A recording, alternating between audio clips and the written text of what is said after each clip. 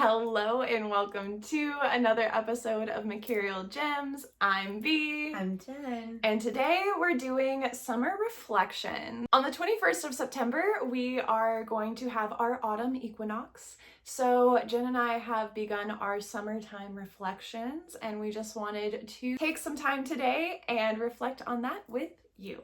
Summer always encompasses the seasons that are Cancer, Leo, and Virgo. And I take the season changes very, very serious. I have been tracking season reflections before and at the end for years and years and years, and I think there's so much wisdom and magic to be found. I've shared this many times before, but summer is always my hardest time, and I think it is always very interesting to see where those three signs hit your astrology, because it definitely will always pull up themes, and it's fascinating to me to hear what seasons people feel most connected to. But summer's always my challenge, and thinking of the fact that that hits my 11th, 12th, and 1st house in my birth chart makes sense to me. Leo season is always the hardest because it hits my 12th house, and that's the middle of summer, the most summer sign. And I would say 2025 summer has definitely been more intense with so many big astrological changes that have happened in 2025 and summer was full of them. Yeah. This year, I feel is the first year of a completely different orientation of a sky. And then on top of that, this summer had several retrogrades that then moved us all back. Yeah, I could definitely feel the loudness of that. I'm sorry. It's okay.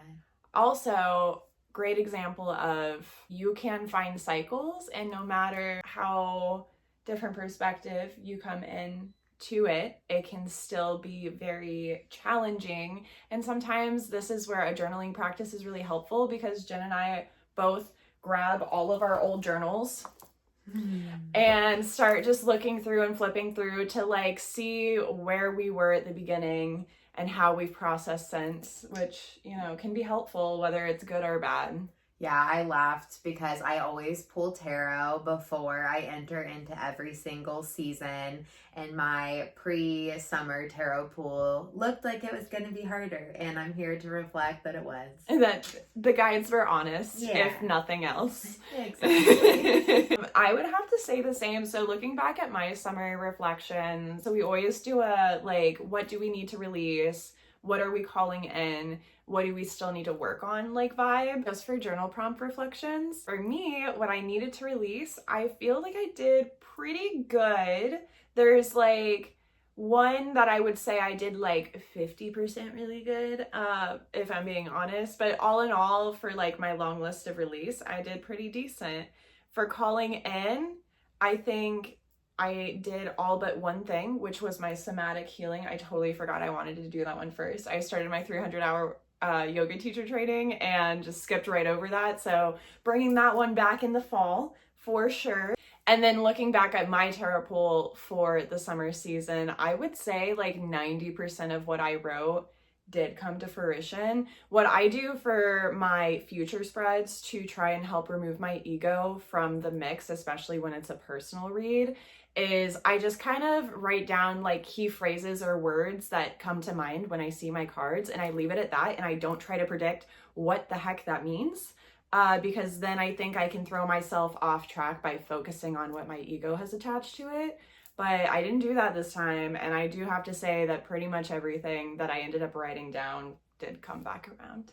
Yeah, mine was really focused around gaining a sense of clarity around a lot of different emotional things that I unpacked. I actually restarted therapy in the summer, so that definitely amplified more introspective work. It was funny though with the tarot pools that I got, because we also did some really cool stuff for our business this summer. We got to actually really plug into our local community a lot more and do booths and get really forward and doing live in-person workshops, which I've always functioned a little bit more virtually than in person. So we definitely did check off a lot of boxes of like bigger dreams that I've been really working towards for business goals, and that was definitely reflected in the cards and was really fun. There's also just been really beautiful community to lean on, which has been really nice as well. That is always like a perk of summer, is I think like there's definitely more extroverted energy around typically in summertime with the heat.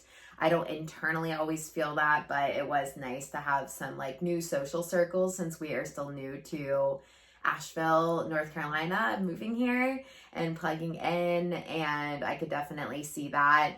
It said in my tarot pools that by the end of the summer I would just be like really deeply needing rest, and I am definitely deeply needing rest and doing all the self-care like re-plugins.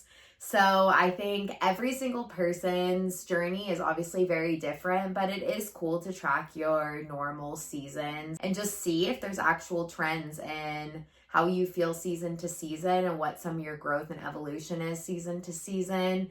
It's definitely one of the best ways to actually work with the magic and wisdom of nature, because it's always moving without us having to control it. It has its own ebb and flow, as do we, and we often try to think we can control ourselves as well. And it's just like a lesson that I always come back to. The irony that we're saying this in Virgo season. I was just also thinking, so not only you're talking about the houses that it hits for you in your chart. For me, it's my 8th, 9th, and I end in my 10th house.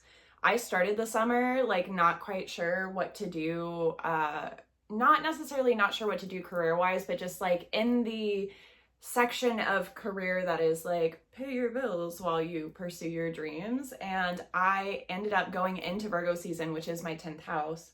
I ended up with this beautiful little side gig that is a metaphysical tattoo shop that I'm working at, which is cool as fuck. I'm like the resident weirdo witch that gets to talk all magical, spooky things with people, and they eat it up. They're not like weirded out by it at all, which is amazing. We both go through our Chiron houses. Like, I know that is your 12th house. I feel like I really felt it during Leo season for you, not just because it's your 12th house, but because it is your moon and your Chiron.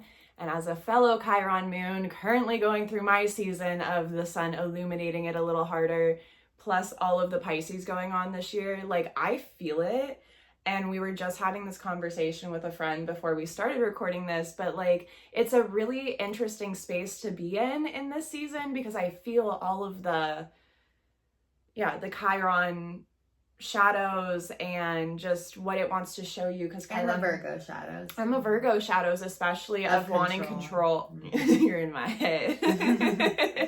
But yeah, so like that need to control everything, I feel it.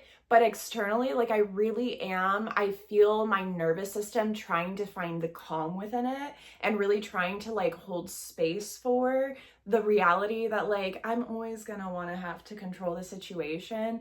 I'm never always going to have control of the situation, and both of those things can exist at the same time, and I can be fine. Like it doesn't necessarily have to feel good, but I'm also okay and I'm safe. Yeah, so that's been, I think, the most positive end note for the summer. We ran 3 retreats this summer, which is crazy. Yeah.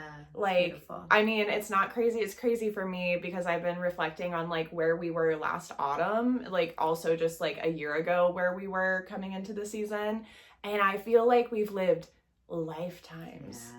It's a wild, but I'm so grateful for all the things that came through this summer. The funny thing I found in my tarot reading was it said I needed to let go of guilt and grief, and the irony of the season we're in Virgo, and the words guilt and grief have been so loud in our circle, and it has been a lot of release. So I definitely think we're tying it up exactly as we need to, and I'm really excited to look forward in a couple weeks when we do our solstice ceremony with our community and like set our intentions for the season coming. Yeah, if you check out our Senseful Soul membership, we always do live events, and we always hit up whenever there is a season change and an equinox, and do it in community and intentionality and help like hold space for each other as we share and call forward what we want.